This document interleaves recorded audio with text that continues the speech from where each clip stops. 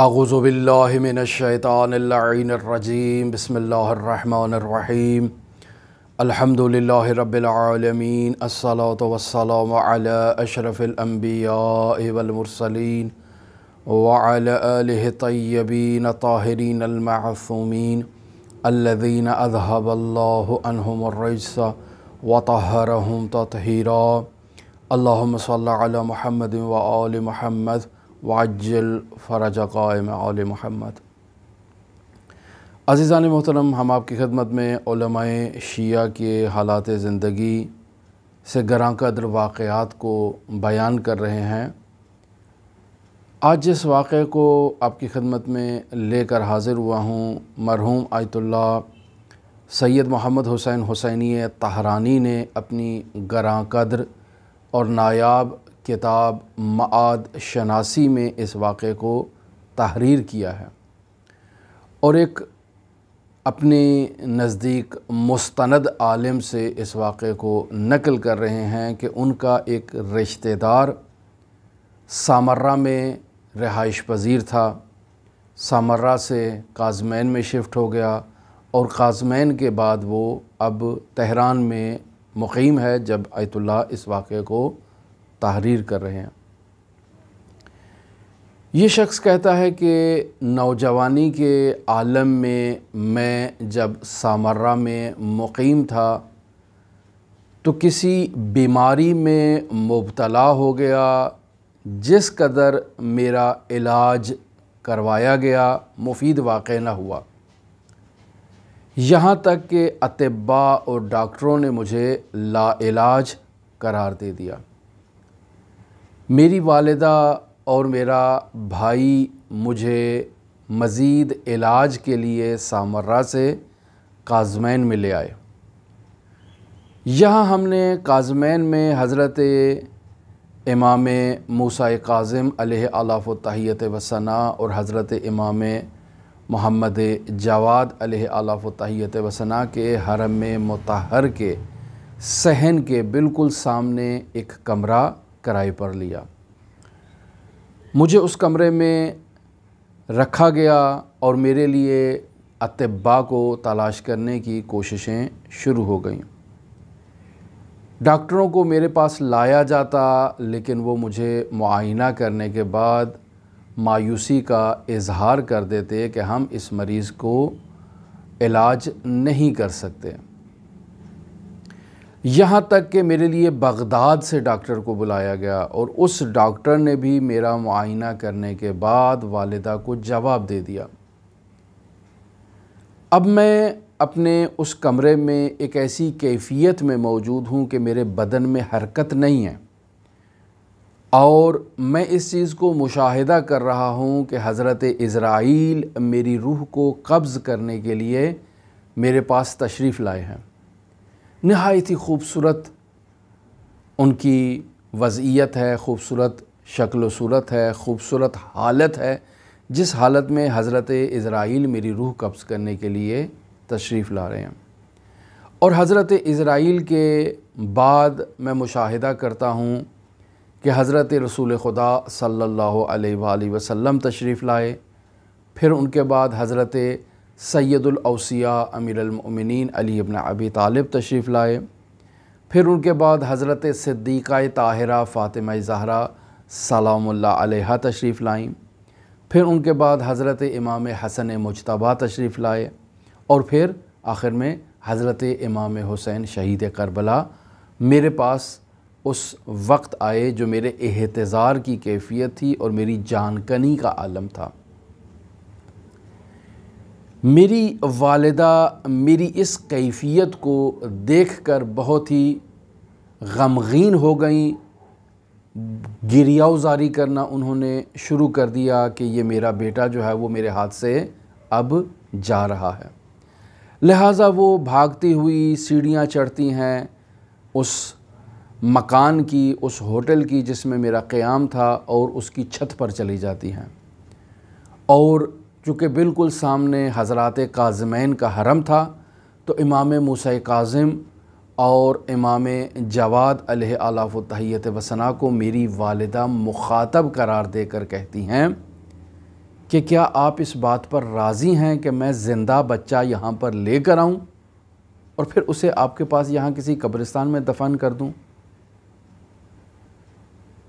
میں نیچے اپنی والدہ کی جو اس کیفیت ہے، جو اس حالت ہے، اس کو اپنی برزخی آنکھ سے مشاہدہ کر رہا ہوں کہ کیسے میری والدہ میرے رخصت ہونے پر تڑپ رہی ہے، بلبلا رہی ہے، رو رہی ہے، کیسے توسل کر رہی ہے۔ اور دوسری جانب میں ان اصحاب کسا اور ان خمسہ طیبہ سے محو گفتگو بھی ہوں، اور ان کی گفتگو سے اور ان کے حضور سے لطف اندوز بھی ہو رہا ہوں، اور بالکل خوشحال ہوں، راضی ہوں کہ میری بدن سے میری روح مفارقت کر جائے اور میں حضرات اہل بیت علیہم السلام کے ساتھ چلا جاؤں۔ اسی اثناء میں مشاہدہ کرتا ہوں کہ حضرت امام موسیٰ کاظم علیہ آلاف و تحیت و ثنا اور حضرت امام جواد علیہ آلاف و تحیت و ثنا تشریف لاتے ہیں اور آ کر رسول خدا صلی اللہ علیہ وآلہ وسلم کے حضور التجا کرتے ہیں اور ان سے تقاضا کرتے ہیں کہ ہم تو باب الحوائج ہیں اور یہ ماں ہمارے سامنے زندہ بچہ لے کر آئی ہے اور ہم سے اب فریاد کر رہی ہے یا رسول اللہ کہ وہ ایک زندہ لے کر آئے اور ہمارے پاس قبرستان میں دفن کر دے۔ تو یا رسول اللہ آپ شفاعت فرمائیں، آپ عنایت فرمائیں، آپ نظر کرم فرمائیں۔ تو میں اس تمام ماجرا کو مشاہدہ کر رہا ہوں، گویا کہ میرا جسم وہاں بے جان پڑا ہے اور جان کنی کا عالم ہے میرے بدن کے اوپر، لیکن اس تمام ملکوتی کیفیت کو میں اپنی آنکھوں سے، جو برزخی آنکھیں ہیں، ان سے میں مشاہدہ کر رہا ہوں اور رسول خدا سے محو گفتگو بھی ہوں، حضرات خمسہ طیبہ سے ہم کلام بھی ہوں، امام موسیٰ کاظم اور امام جواد علیہ آلاف و تحیت و ثنا کی گفتگو کو بھی سماعت کر رہا ہوں، اپنی برزخی آنکھ سے اپنی والدہ کی فریاد کو بھی سن رہا ہوں۔ میں دیکھتا ہوں کہ ایسے میں رسول خدا صلی اللہ علیہ وآلہ وسلم حضرت عزرائیل کو حکم دیتے ہیں کہ جاؤ اس بندے کو اور اس عبد کو چھوڑ دو۔ خداوند متعال نے اس نوجوان کو ان باب الحوائج ہستیوں کی خاطر اس کی ماں کو بخش دیا ہے، لہٰذا تم جاؤ، دوبارہ جب اس کا وقت آن پہنچے گا تو پھر تشریف لانا،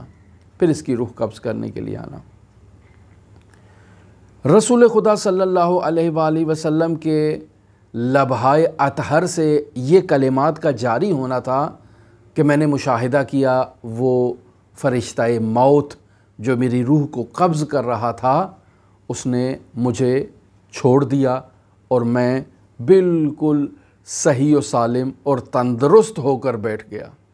جیسے ہی میں اپنی صحت کے عالم میں واپس آتا ہوں تو وہ اصحاب کسا اور وہ خمسہ طیبہ اور وہ امامین کاظمین اور وہ باب الحوائج ہستیاں میرے پاس سے رخصت ہو جاتی ہیں۔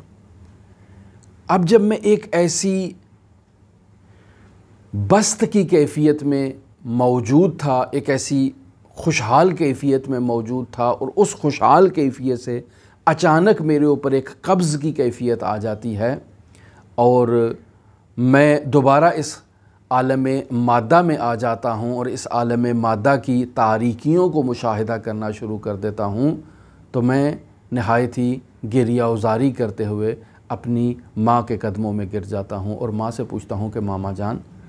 آپ نے کیوں ایسا کیا میرے ساتھ؟ میں تو رسول خدا سے ہم کلام تھا، میں تو اصحاب کسا سے ہم کلام تھا، ان کی زیارت سے لطف اندوز ہو رہا تھا اور وہ مجھے اپنے ساتھ لے جانے کے لیے آئے تھے اور میں ان کے ساتھ جا رہا تھا۔ ماما آپ نے کیوں باب الحوائج کا واسطہ دے کر مجھے دوبارہ اس عالم خاکی میں، اس عالم کثرت میں، اس عالم مادہ میں دوبارہ مجھے آپ نے بلا لیا ہے؟ ماما جان مجھے جانے دیتے، میں بہت اچھی جگہ جا رہا تھا رسول خدا کے ساتھ اور آپ نے مجھے واپس بلا لی۔ عزیزان محترم، اس واقعے سے ہمیں یہ درس ملتا ہے کہ اگر ہمارے گھروں میں ہماری مائیں زندہ ہیں، ہمارے والدین موجود ہیں، ہمیں ان کی قدر کرنی چاہیے، ان سے دعائیں لینی چاہیے، ان کی خدمت کرنی چاہیے، چونکہ انہی کی دعاؤں کے نتیجے میں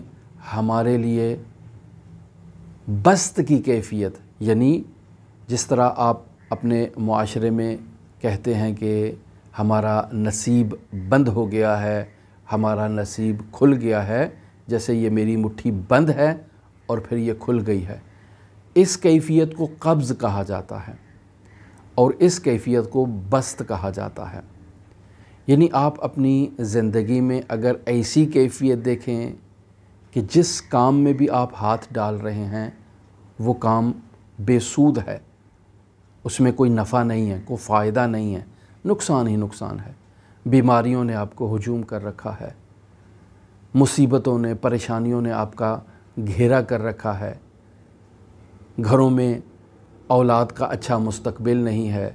اچھی تعلیم نہیں ہو رہی ہے، اچھا نتیجہ نہیں آ رہا ہے، اپنی زندگی میں جو بھی کیفیت آپ مشاہدہ کر رہے ہیں جسے آپ لوگ مشکلات کا نام دیتے ہیں، وہ آپ کی یہ قبض کی کیفیت ہے۔ اور اگر آپ کے اوپر خداوند متعال کی عنایات ہونا شروع ہو جائیں، خداوند متعال کی رحمتیں، برکتیں آپ کے اوپر نازل ہونا شروع ہو جائیں اور آپ کی جو زندگی کی کیفیت ہے وہ بہتر ہو جائے، تو اس کو بست کی کیفیت کہا جاتا ہے۔ میں فلسفی اور عرفانی اصطلاح آپ کی خدمت میں بیان کر رہا ہوں۔ تو عزیزان محترم، اگر آپ کی زندگی میں قبض ہے والدین کی وجہ سے، اگر بست ہے تو بھی والدین کی وجہ سے ہے، ہمیں یہ چاہیے کہ اپنے والدین کی قدر کریں، اپنے بھائیوں کی، بہنوں کی قدر کریں، ان کے لیے دعا کریں، ان سے دعا لیں، چونکہ انہی دعاؤں کے نتیجے میں یہ قبض اور بست کی کیفیت ایجاد ہوتی ہے۔ ہماری دعا ہے کہ خداوند متعال ہماری اس مختصر سی گفتگو کو ہمارے لیے مفید قرار دے اور ہم اس سے سبق لیتے ہوئے اپنے عزیزوں کا احترام کریں اور ان کے لیے دعا کریں، ان کی خدمت کریں، ان کے ساتھ نیکی کریں تاکہ اللہ ہمارے ساتھ نیکی کرے۔ اللہم صلی علی محمد و آل محمد وعجل فرج قائم آل محمد۔